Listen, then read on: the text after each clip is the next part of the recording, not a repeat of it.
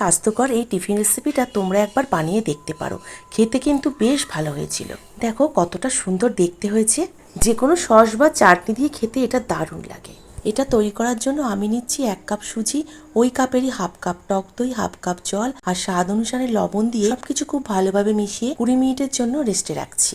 একটা চপিং জারের মধ্যে গাজর, পেঁয়াজ, কাঁচা লঙ্কা, কারিপাতা আর ধনেপাতা চপ করে নিচ্ছি।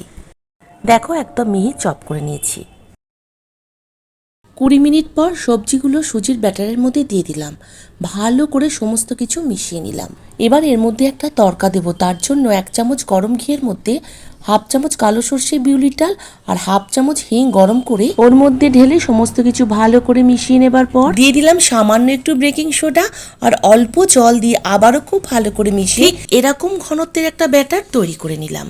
আপ্পা প্যানের মধ্যে একটু একটু করে ঘি দিয়ে তার মধ্যে দিয়ে দিলাম একটু করে সাদা তিল। তারপর অল্প অল্প করে ব্যাটারটা দিয়ে দিলাম।